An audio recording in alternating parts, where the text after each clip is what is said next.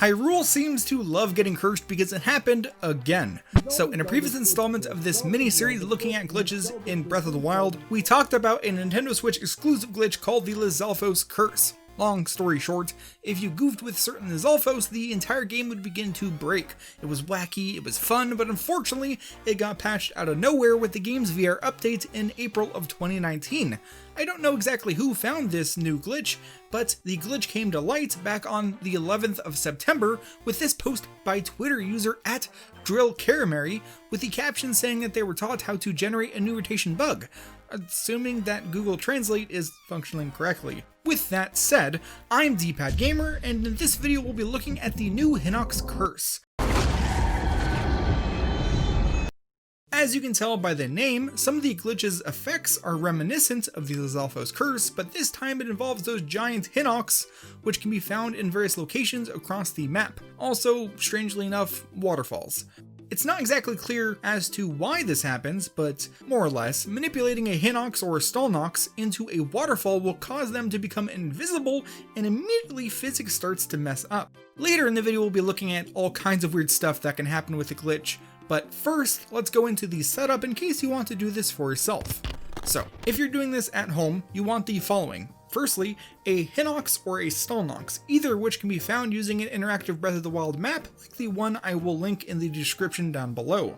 Next, you need a waterfall to bring them to. Some of these can be identified on the map, but others are small enough that they don't show up as anything other than a small body of water, so just keep that in mind.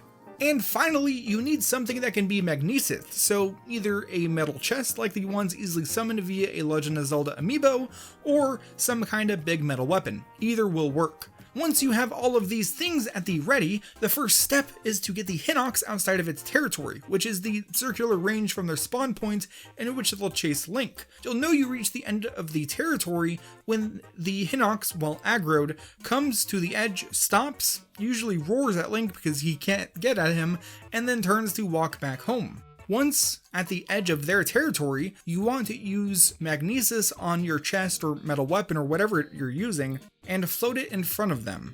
As you can see, for whatever reason, Hinox do not want to stand too close to a magnesis object, which causes them to walk directly backwards, away from the object, even sliding up or down hills, over rocks, fences, or even down cliffs. That's how we'll get them to whatever waterfall we've chosen as the target. I should note that you don't need to keep your object too close or even directly front of their face. It can be sliding along the ground or as high up as possible, and all the same it'll make the Hinox backstep. Now, if you're using a Stalnox for this, it's a bit different. For one, your time to set up and experience the glitch is a bit more limited because Stalnox only appear at night, and they will disappear in the morning.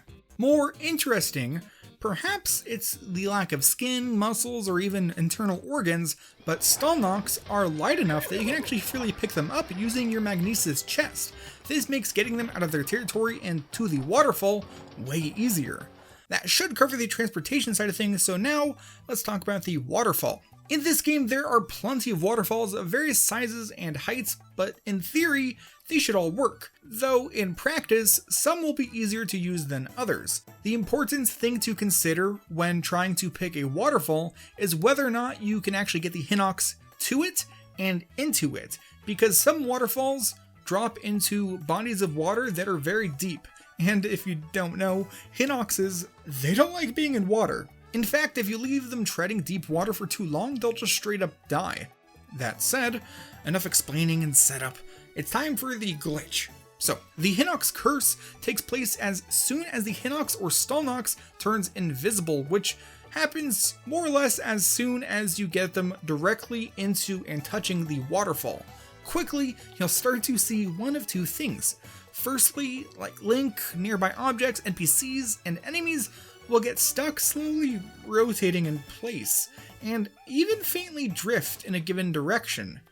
You might also be able to move immediately, which is usually slow, jittery, and strange.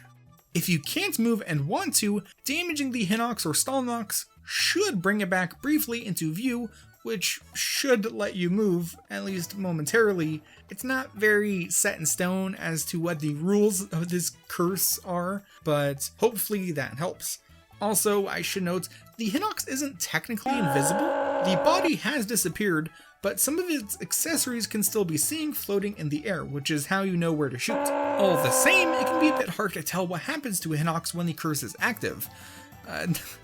I got a peek at what it actually looks like, and yeah, that doesn't look normal. Before we get too deep in the weirdness, a few notes. Traveling far enough away will despawn the Hinox or Stallnox, making the glitch fade away.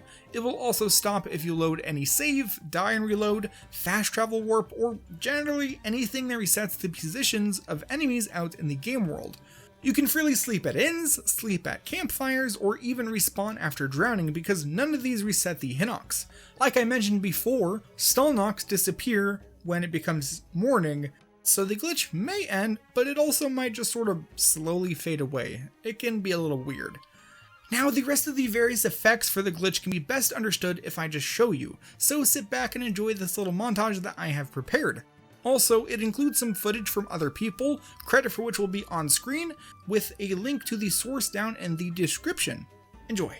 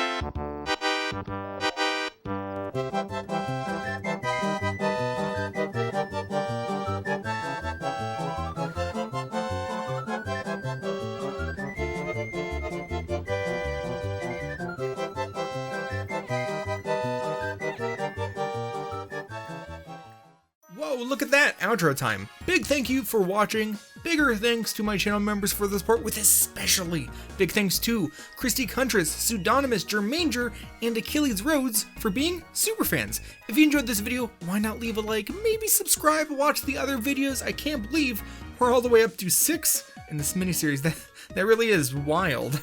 That was awful. That's it for this one. I'll see you in the next video. Goodbye.